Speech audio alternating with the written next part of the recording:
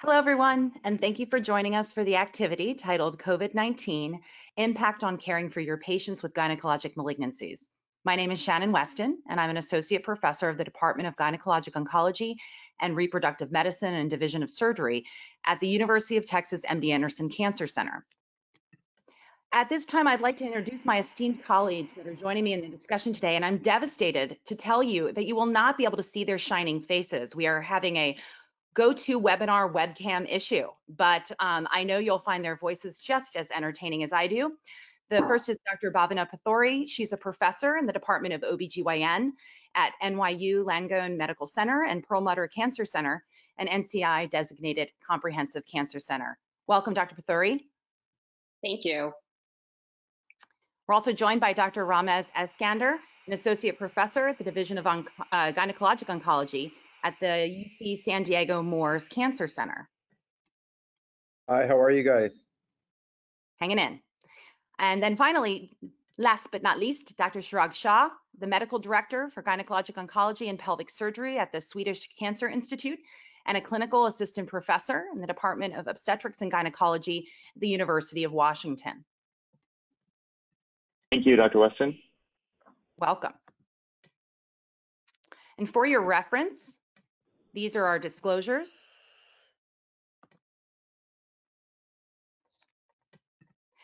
This webinar has been provided by BioAscend. BioAscend is an independent medical education committee, our company committed to supporting healthcare providers in their efforts to translate innovative science into clinical practice.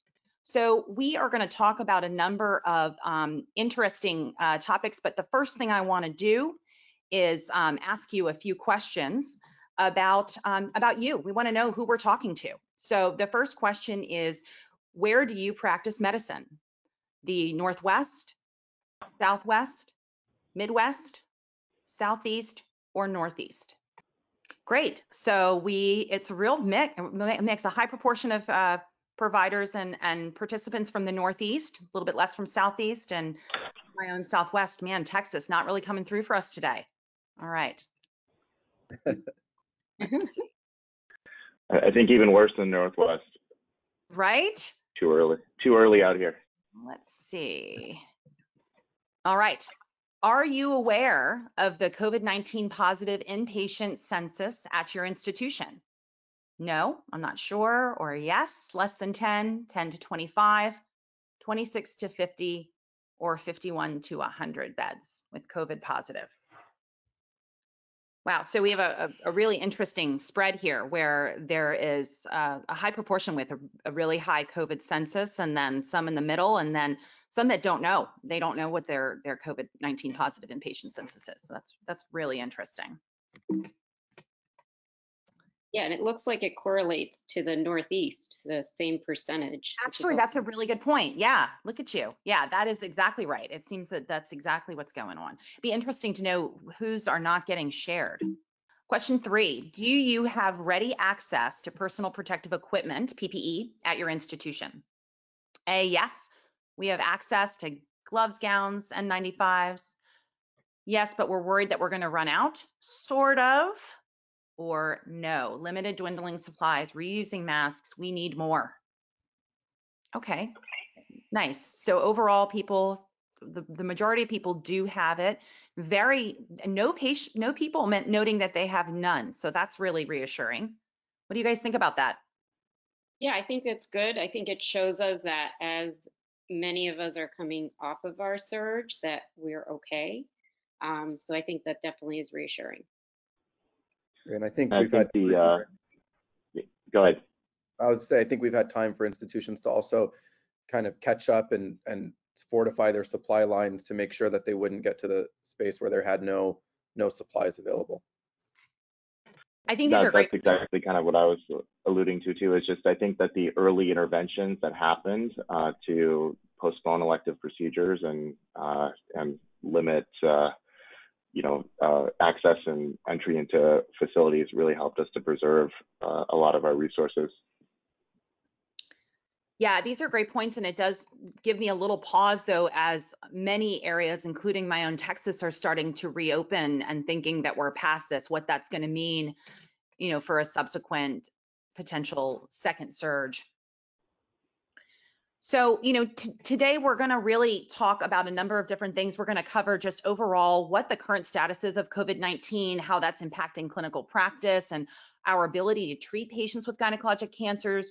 We'll look a little bit into specific subtypes, how we might treat patients differently with COVID, how it affects how we're selecting our therapies, and also just different regional and institutional differences in how we're minimizing this risk. And then finally, I would like to talk a little bit towards the end about how this is impacting participation and enrollment of patients with gynecologic cancers on our clinical trials. So to kind of get us started, I think it's really important to look at where we are right now. Now, these numbers are from earlier this week when we cleared these slides, and the total number of confirmed cases continues to increase worldwide. Now, worldwide, we're over 4,387,000 cases. And a large proportion of those are from the United States, where we are now at 1,395,265 confirmed cases. And you can see that the global death rate continues to increase. As of the 11th, it was 283,861, and now we're up to 298,392. And concurrently, the U.S. death rate has gone up to 84,575 as of just a few minutes ago. And I think that when we look at the curve, because that's to the other panelists' point, this is the question mark here: is are we flattening the curve? And the answer is yes, we have been. You can see the new reported cases by day in the United States. It's really starting to kind of flatten out, and so are the deaths. But of course, this brings the question of whether or not we're testing enough people, and are we missing diagnoses? And then, of course, as more and more states reverse their stay-at-home orders, are we going to see a change in that curve? These are the figures from Texas. Similarly, my own Harris County is the top county, unfortunately, not where we want to be winning here of reported cases. We have about 40,000 cases reported in Texas, and a lower proportion of patients of patient deaths, so only 1,088 reported deaths at this point. But my county is leading the diagnoses. As of today, we had 8,621 diagnoses. I will say, as part of the Texas Medical Center, that the group has really worked very well together across 60 or so hospitals and healthcare systems to really work together to collect the PPE necessary to really utilize masks, to limit visitation, in order to keep our numbers down. So, to be determined what that's going to mean as our governor has reversed the majority of the stay-at-home orders and is allowing for many businesses that are non-essential to open. And this is just a peek at the curves. Again, we were seeing a flattening of the curve. You can see our peak, and then a nice flattening once the stay-at-home orders were put into place. But now we're starting to see an uptick over the last few days in both diagnoses as well as deaths. So it will be really, it's concerning, not interesting, to watch what happens over the next few days with the reversal in stay-at-home orders. Before we get into specific questions, I do want all of our panelists to have an opportunity to just talk about what's going on in their area. And we'll start with Dr. Pothuri, moving into New York. Thank you, Dr. Westin. So as Dr. Westin said, this is not an area where we want to be leaders. However, New York City is the epicenter of the crisis. And, again, you can, Dr. Westin already went over the figures, but New York State leads in the number of cases as well as deaths with over 27,000 deaths. And as this was also as of a few days ago. And New York City accounts for over half of the new cases as well as the number of deaths. So really, we have been hit the hardest. And I think, the recent preliminary antibody testing that was instituted in New York by the governor and tested people in New York City noted that 1 in 5 or 20% did have antibodies. Of course, we don't really know what that means. We don't know whether it really confers immunity and how long that immunity lasts for. So I think it's interesting information, but also just goes to show you how prevalent the disease is. The other thing that, I am happy to say, the yellow box up top, we were at a level 4 when we hit our peak, and I'm happy to report that now we are in the level 3 where, our surge spaces are utilized, but thankfully not full. So in terms of new positive cases in New York City, again, you can see here, similar to what Dr. Westin was describing, a really nice, decline in the number of new positive cases in New York City. And again, this is really has to do with the pause, that started back in mid-March and is still ongoing. And, all the social distancing measures, the closures of schools, the halt on elective surgeries, all of which is still continuing in New York City. In terms of my institution, our NYU consists of 4 different campuses, and I guess I'll start with the good news. All of it's good news on this slide, but as of May 1st, NYU Tisch, which is the purple, where I work, discharged its 1,000th patient with COVID-19 disease. So really quite a remarkable feat. And then the other nice thing you can see here is among, when you add up all the 4 different campuses, you can see a nice steady decline in the number of COVID-19 in-house patients, as well as a steady decline in the number of patients who have been intubated. So really very reassuring and a positive results. And then I kind of wanted to give you a sense of, this is just at one institution, but if you look at the bottom here, I mean, our ED across these 4 sites saw over 16,000 patients. We admitted over 5,000 patients, and over 1,000 of those went to the ICU. We had 926 mortalities. But the good news is we did discharge over 4,400 patients, which is really over 80% of patients that are coming into the hospital are getting discharged.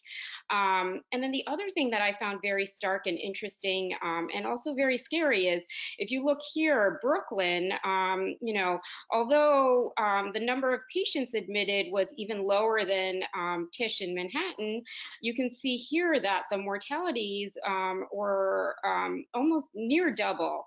And again, this points to the racial and ethnic disparities that are really becoming very highlighted with this pandemic.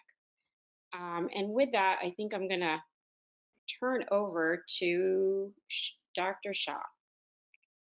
Thank you, Dr. Pothuri. So, it's interesting looking at our data. Obviously, Washington State is not nearly as populous as New York City, but I think when we look back, the first reported case of coronavirus of SARS-CoV-2 was in Washington State. The first death was in Washington State, but as we'll see in our slides, the mortality, total morbidity mortality in Washington State did not reach some of what we've seen elsewhere. And we certainly have seen most of the preponderance of cases within the more populous areas. The states highlighted in blue here are the more populated parts of the state: King County, Snohomish County. And King County, where Seattle is based, and all of the, or the bulk of the Swedish Medical Center hospitals are, we had 7,200 of the now 17,512 reported total cases. So about 40%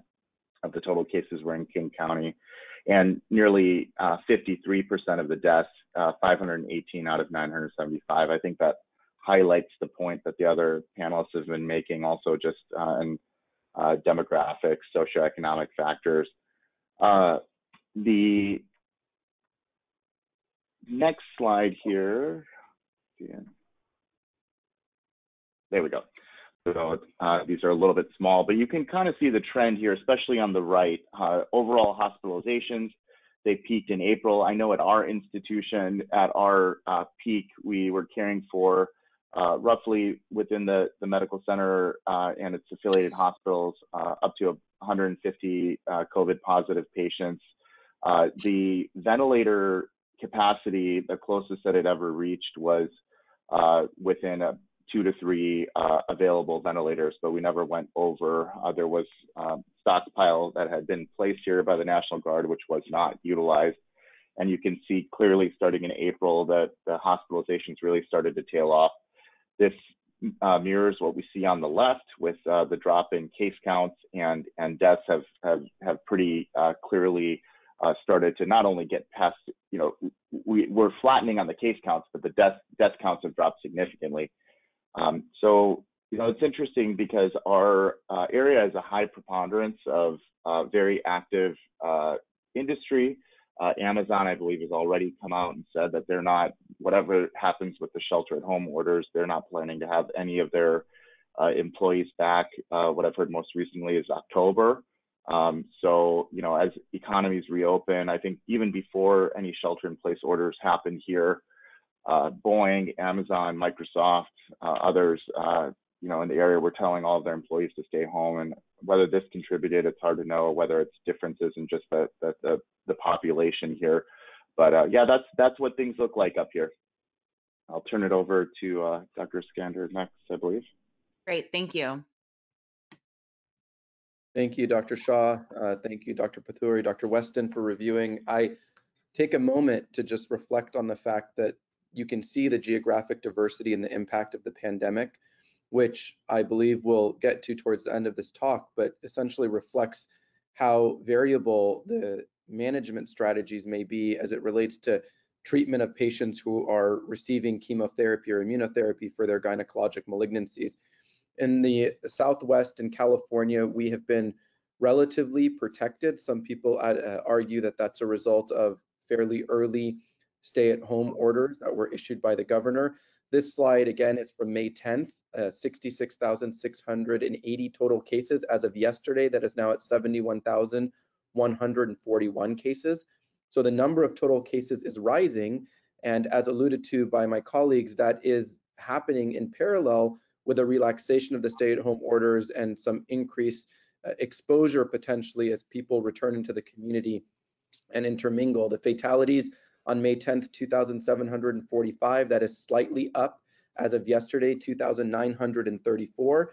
And you can see on the map, county level data, Southern California is impacted to a certain degree, San Francisco area is impacted to a certain degree, and I bring your attention down to the bubble on the very bottom, right above the border, because I'll talk about this in a few slides. There is a humanitarian crisis in Tijuana right now, just south of the border in San Diego, and that may lead to an increase in the number of cases that we experience in South County.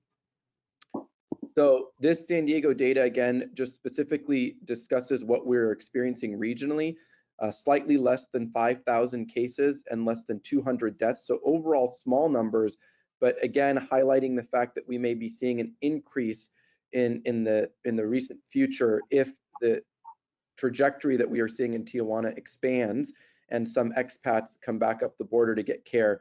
This graph essentially shows COVID-19 cases in San Diego County, specifically San Diego residents. And what's interesting and also thought-provoking is that the trajectory, the total numbers are climbing.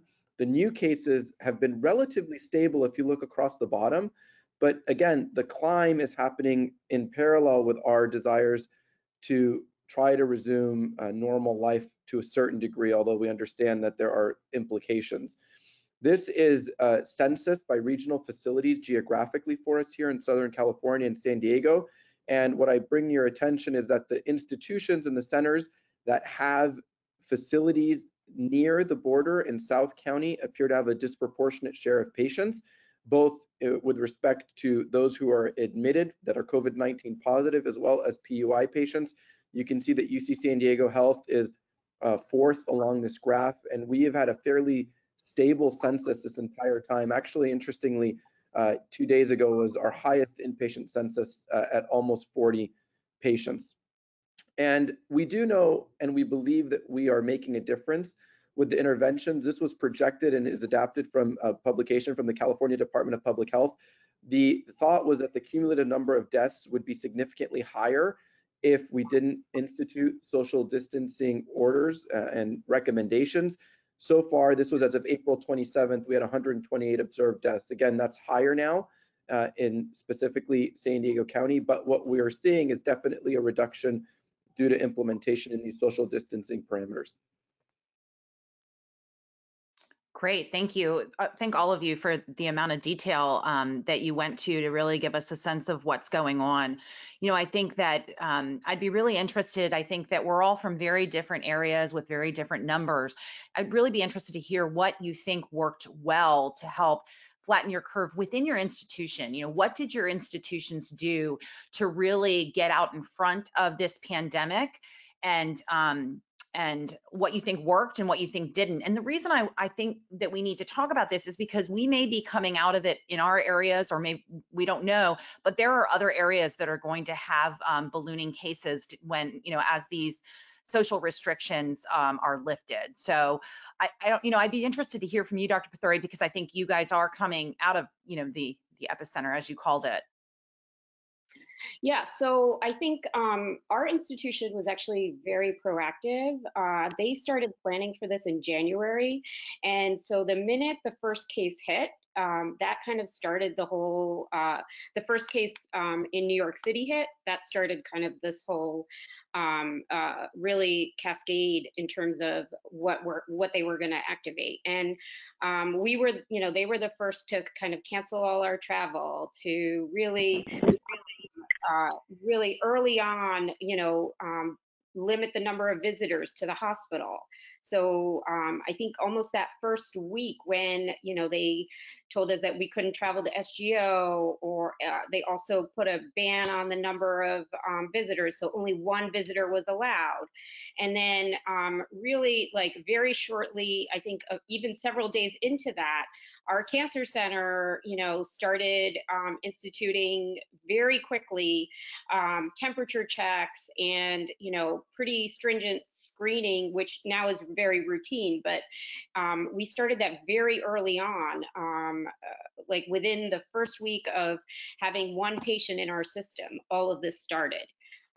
So I think those early measures in the institution in terms of keeping out visitors, really screening very, very diligently to keep out anybody sick, sending, you know, utilizing virtual health very quickly, and sending anybody who was suspected to our ED virtual health, and you can see the number of patients that our ED had screened was astronomical. So I think all of those really helped.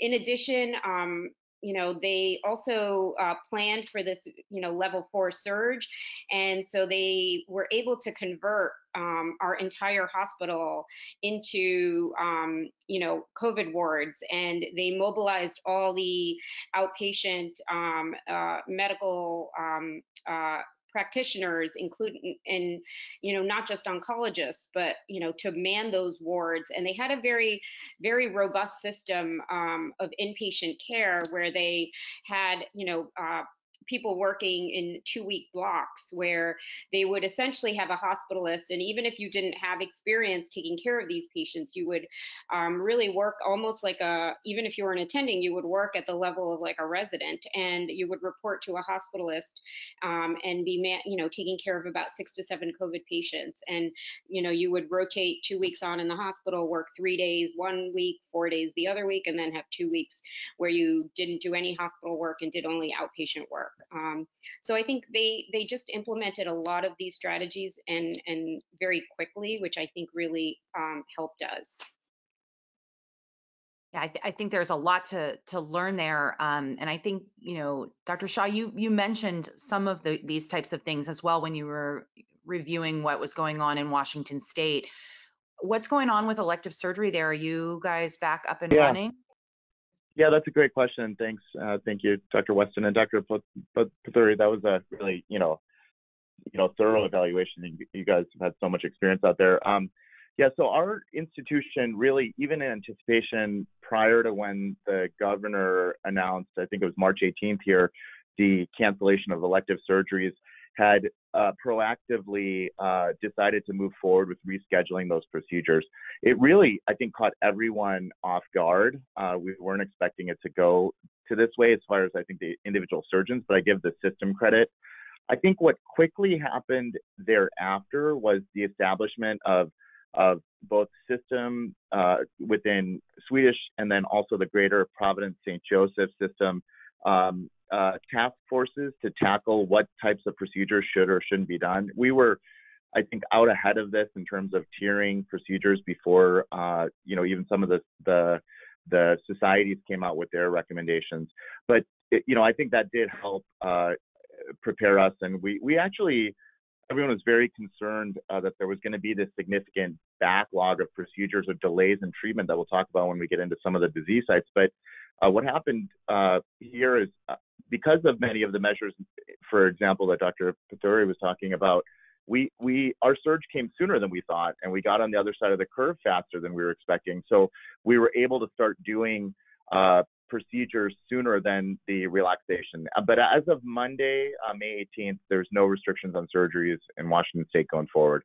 So we'll be able to move forward. Obviously, surgery is very different these days than it was before COVID, and how you fit in testing and all the rest. But that could probably be a whole nother, maybe that'll be the next chapter, but I'll pass it on to the rest of the panelists.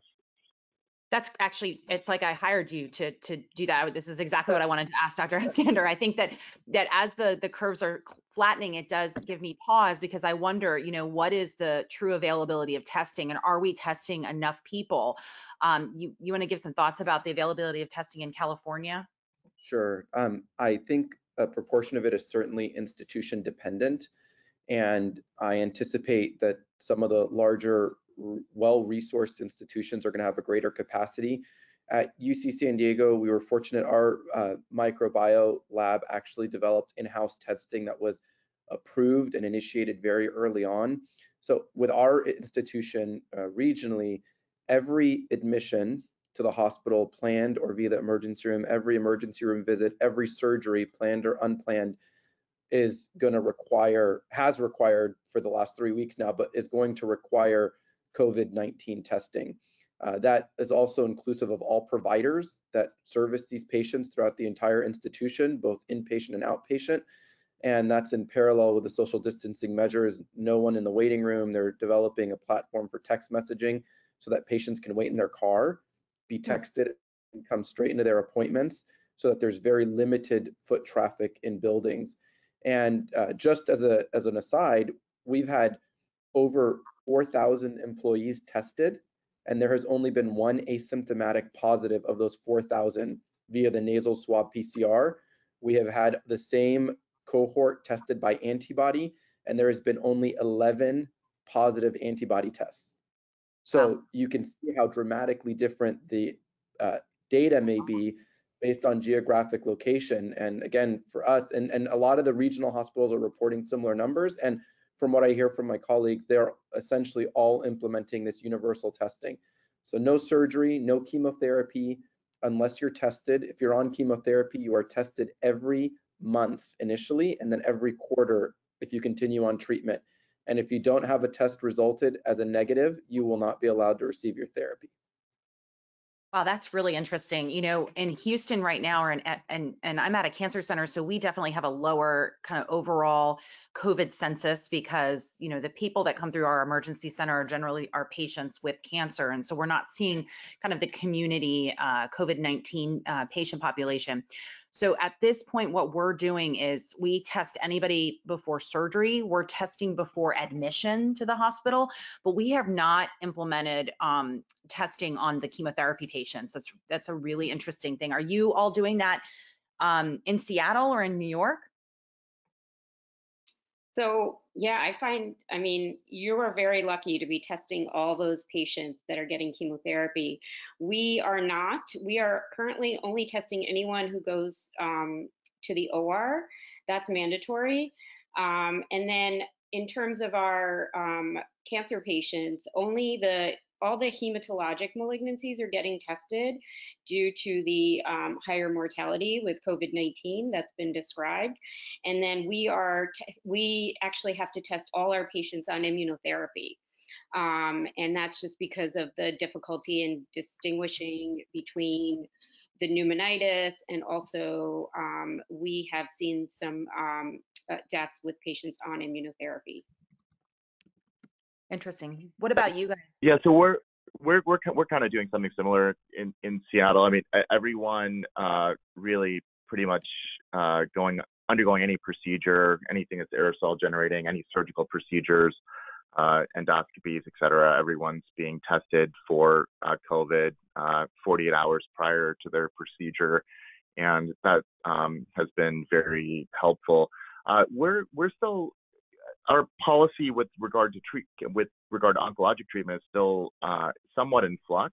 I think part of it may be to the really pretty rapidly declining prevalence of disease in this area at this point, but there have been different proposals, whether you test every cycle, et cetera. But I'd say we're still fleshing that out, how to manage that. But I think it's interesting hearing how other people are doing it. I think this information is valuable for me even to listen to.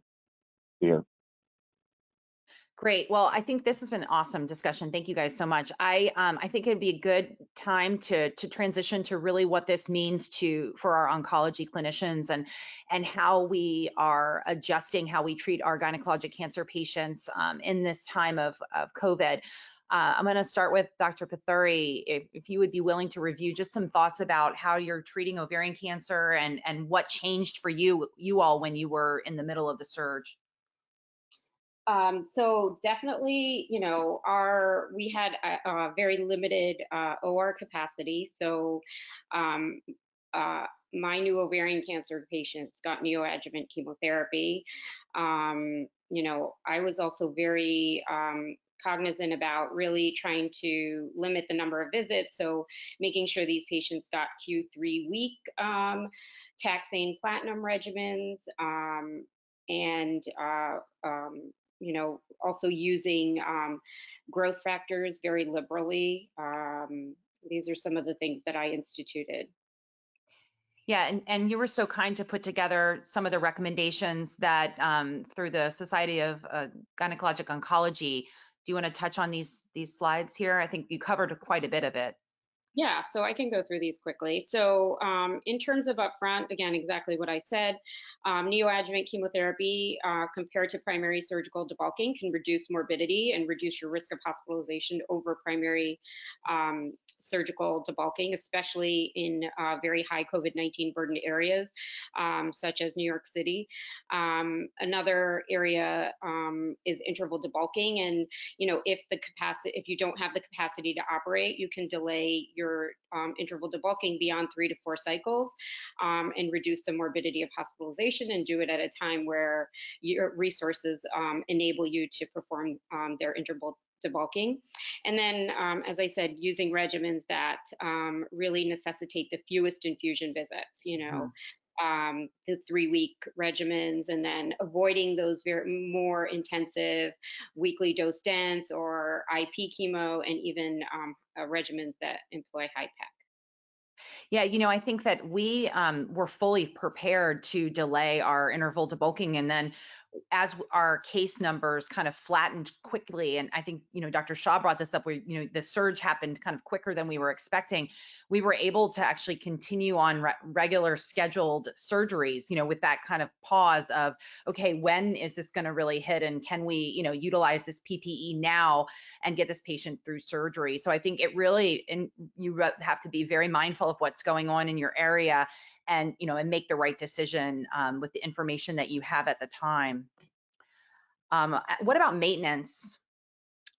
So if in terms of maintenance therapy, really, I think it's important to consider the risk-benefit ratio. So a patient with a BRCA1/2 mutation, or who's HRD positive, and weigh the risk of immunosuppression with a PARP inhibitor therapy, and obviously the great benefit we see with in those biomarker positive patients. And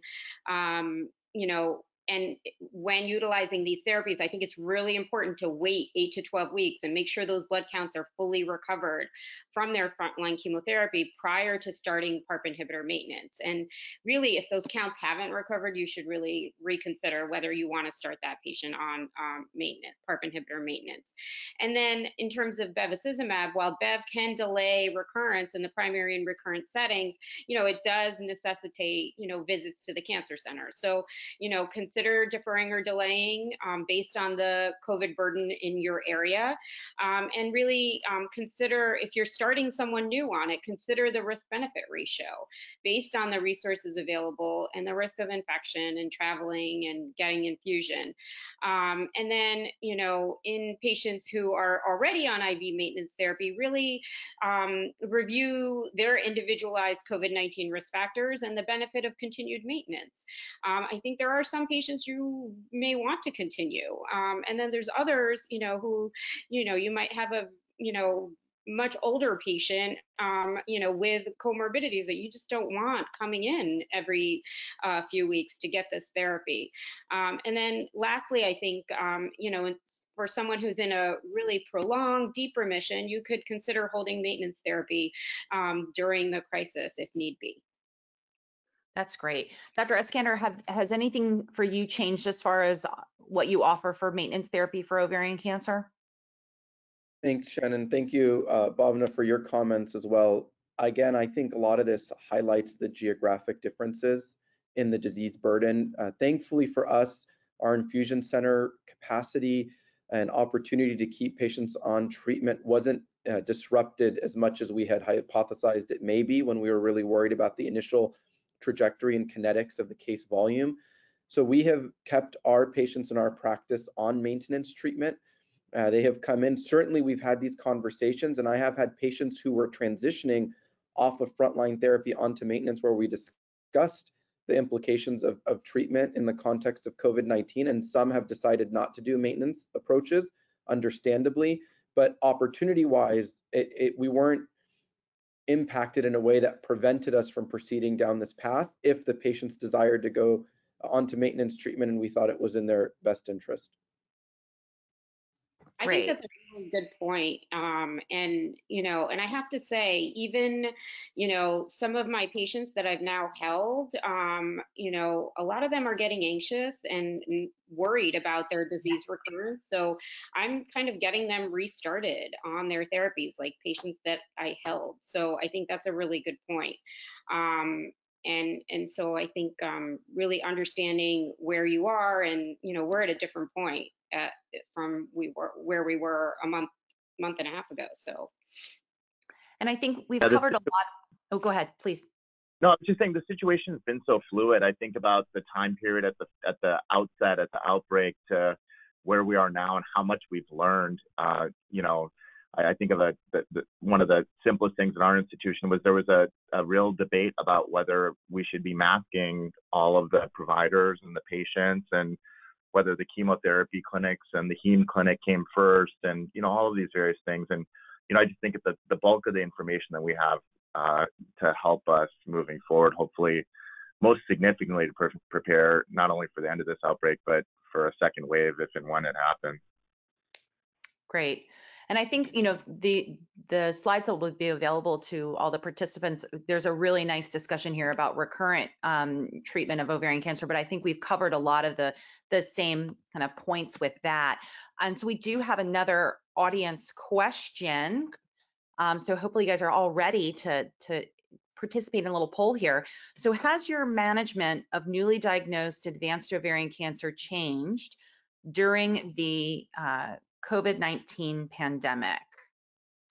Yes, I use neoadjuvant over primary surgical debulking. No, always use neoadjuvant. No, always perform surgical debulking.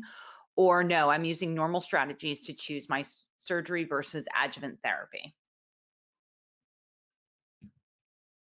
It sounds like most of us on the panel are kind of moving into the, using our normal strategies again. I think New York's got a little ways to go. Let's see what we got here. Wow. So yeah, this is a high proportion of providers here are really moving to the neoadjuvant over primary.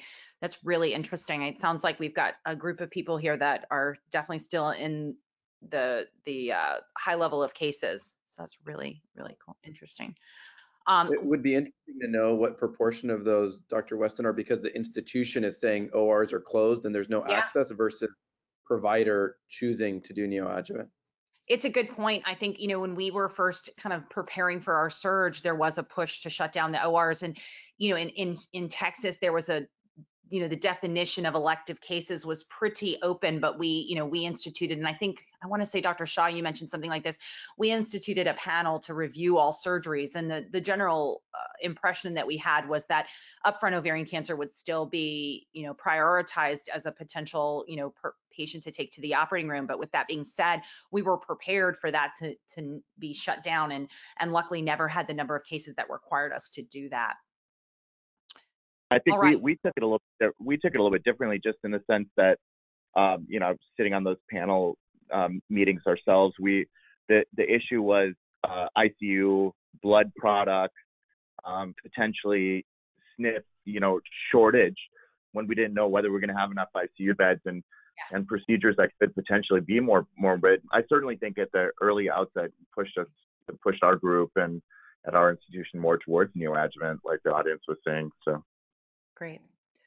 Yeah, I mean, we've started, even in New York, we've started to open up surgery. And I think we're still, I'm still very cautious about, upfront debulking, in this environment with blood shortages and, still patients in the ICU requiring intubation for COVID. So, and the SNF issue as well. So, I think what we're seeing is, a large percentage of the participants are from the Northeast. So I think that's why we're seeing that rate of 75%. Yeah. Exactly. All right. Question 5, how has COVID-19 changed your use of maintenance therapy, or has it? So no, I never use maintenance therapy. No, I'm continuing maintenance per prior practice. Yes, I've stopped. Yes, I'm using more PARP instead of BEV. Or yes, I'm using more BEV instead of PARP. Wow. Interesting. We are just doing it the way we always did. Okay, I like that. So let's transition a little bit to just some considerations for the treatment of endometrial cancer. Dr. Shah, do you want to take us through? Yeah, thanks, Dr. Westin. So obviously, our disease sites are different and they've been managed differently. As I mentioned, we established this committee to look at our cases, and as providers, we had a significant amount of anxiety at previously published data about treatment delays. But then as it became clear that we were really facing this pandemic, our internal monologue really, or discourse, mirrored the now published SGO recommendations, which basically highlight that patients that either are going to be utilizing a lot of healthcare system resources or perioperative morbidity, the alternate treatment strategies could be certainly considered, whether it's your CAH, EIN patients or your low-grade endometrial cancers. And that kind of mirrored what we did initially.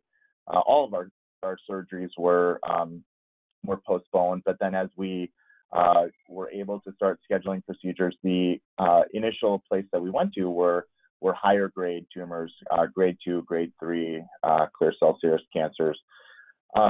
In terms of chemotherapy management of endometrial cancer, really that discussion was well stated by Dr. Pothuri, and that mirrored our treatment algorithm as well. Pedro Ramirez from MD Anderson also published in the International Journal of Gynecologic Cancer disease state specific recommendations. In high-risk patients, the recommendation was to continue with treatment, as we stated, hysterectomy, BSO, plus or minus sentinel lymph node. And this question of laparoscopy, there certainly was maybe initially some information from Wuhan and then from Italy suggesting that there could be droplet-related issues with aerosolization of the virus. I think there's not a clear-cut answer on this, and AAGL then subsequently, in combination with SGO, came out with their recommendations. I think there's a lot of uncertainty about the use of what should be done with minimally invasive procedures, but that's a subject I'd be curious to hear what the other panelists are doing at their institutions as well. And then any women or patients with advanced disease, consider initially tissue biopsy and systemic therapy. I'm going to move on to the next slide here. I got you. So this is the SGO in a subsequent publication for surgical considerations, came out with established tiers, and starting from tier 1 to tier 3B, with patients that are in tier 3B being high acuity patients basically should not be postponed. But there's two specific categories that relate to endometrial cancer surgery. So essentially, for a healthy patient that doesn't have life-threatening delay, but there's potential for future morbidity or mortality, and that procedure may require in-hospital stay, that these procedures could either be postponed and treated with, as we mentioned, hormonal therapy, et cetera, or consider treatment in ambulatory surgery centers. In our institution, all ambulatory surgery center procedures were shut down. All the ASCs were shut down. So this was not an option for us, and it may not have been in other states as well. And then you have your high acuity surgery. So essentially your most cancers, your high grade cancers, where it's, a delay is potentially life threatening, that those procedures should not be postponed. And that pretty closely, approximated the way we approached those tumors. And certainly as we got to the other side of the curve, we have not more recently been delaying any of our endometrial cancers in the place where we are locally. But yeah, I'd be curious to hear if I'm going to pass the question on to the rest of the panelists. Has this impacted MIS at any of their your institutions? Hey, Dr. Ramez. Sorry, Dr. Westin, go ahead. It's hard. We can't see each other. Go. I was going to say at our institution, it did not. So elective surgeries were, as discussed, interrupted in the initial period, and only what was defined as appropriately tiered cases were allowed to proceed. But in those instances where it was appropriate to do them with minimally invasive, either laparoscopic or robotic approaches, there was no concern about the theoretical aerosolization via that approach. Yeah, I would just add that we made sure we had all those patients tested before going in. That way we could mitigate any risk that might be there. Dr. Eskander, why don't you just take a few minutes to cover just some considerations around the treatment of cervical cancer in the time of COVID? Certainly, thank you, Dr. Westin. Just to round out the discussion, as mentioned, a lot of this overlaps with chemotherapy and maintenance therapies, which are incorporated in many of our disease sites. But for cervical cancer, some of the recommendations that came out from our leading institutions and organizations were to avoid radiation if possible, unless for curative intent, locally advanced cervical cancer. Again, opportunities for surgery in appropriate early stage patients was driven a lot by institutional guidelines and OR access and availability. Again, for our institution, we were still able to perform radical hysterectomies on patients during this interval of time because those were deemed appropriately tiered for intervention. For stage 4 primary cervical cancers, consider delaying or deferring palliative therapy. If patients are older or possess significant comorbidities, those may be patients that you particularly would like to avoid systemic chemotherapy. This is important because the cervical cancer patient is a little bit unique in that we don't believe that advanced stage patients are administered chemotherapy with curative intent, but rather for palliation. So if there's an opportunity to defer and they're asymptomatic, that can be considered. Early goals of care conversations are important. I would venture to say that is COVID-19, not COVID-19 specific, I'm sorry, but should be a big part of these patients' lives regardless.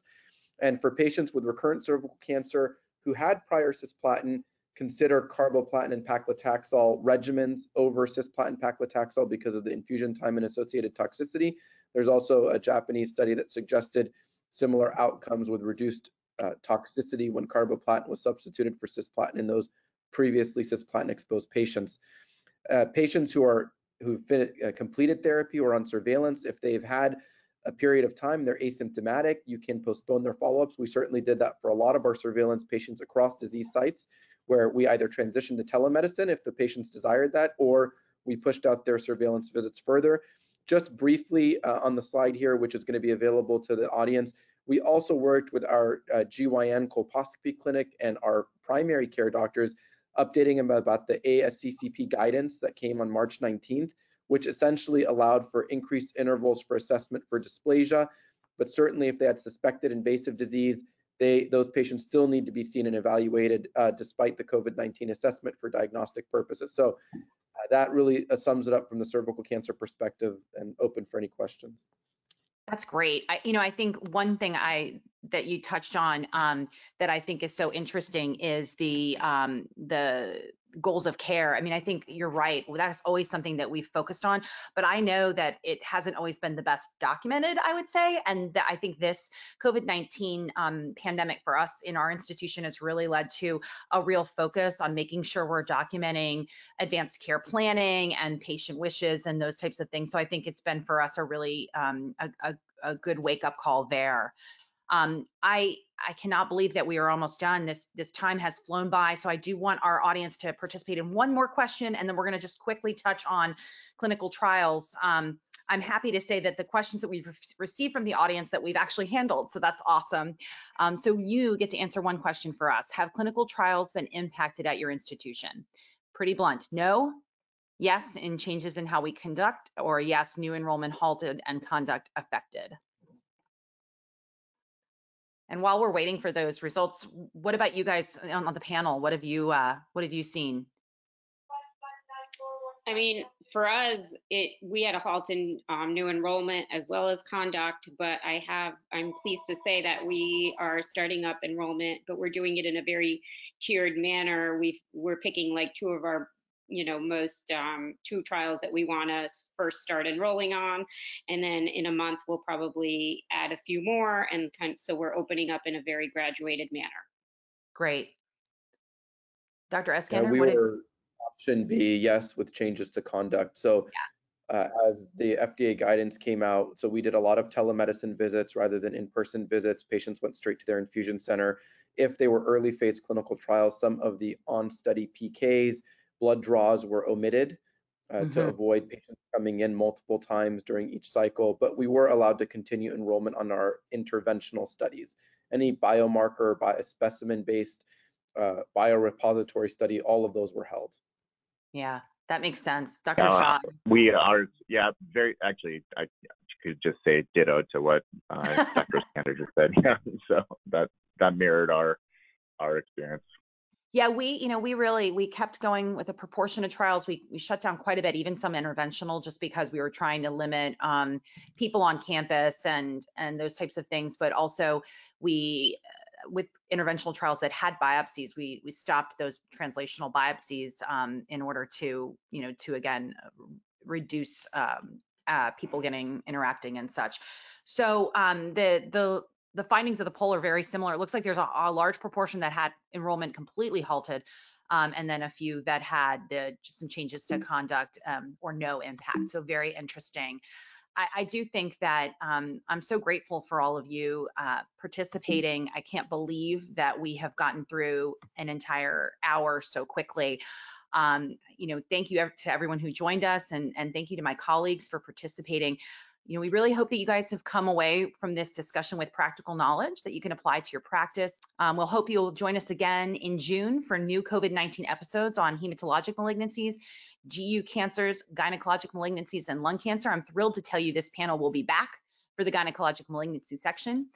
So I want to thank all of you, and I hope you guys have a great day. Be well.